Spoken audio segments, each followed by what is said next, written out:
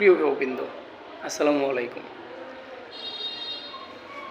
সর্দি কাশি, diarrhoea, typhoid, dengue ও চিকুনগুনিয়ার মতো রোগ থেকে আপনার সন্তানকে সুরক্ষিত রাখার জন্য নিম্নলিখিত সুরক্ষা বলয়গুলো অবশ্যই মেনে চলবেন। শিশুকে সবসময় পরিষ্কার পরিচ্ছন্ন রাখবেন, বিশুদ্ধ পানি খাওয়াবেন এবং ঘরের তৈরি খাবার খাওয়াবেন। দিনের বেলা এবং রাতে শিশুকে যখন শুইয়ে রাখবেন অবশ্যই মশারি ব্যবহার করবেন। শিশুকে ভেজা অবস্থায় রাখবেন না, সবসময় তাকে শুকনো রাখবেন।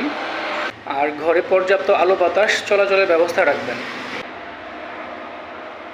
পুরনো কোনো টব, ভাঙা বালতি, ডাবের পোশাক কোনো জায়গায় পানি জমে থাকলে সেগুলো পানি ফেলে দিয়ে উল্টো করে রাখবেন।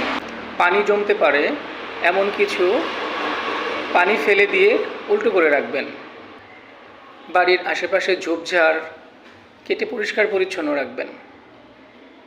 এই বিষয়গুলো যদি আপনি পুঙ্খানুপুঙ্খভাবে করে রাখতে পারেন তাহলে অবশ্যই উল্লিখিত রোগগুলো থেকে আপনার শিশুকে বা আপনার সন্তানকে আপনি মুক্ত রাখতে পারবেন। ধন্যবাদ।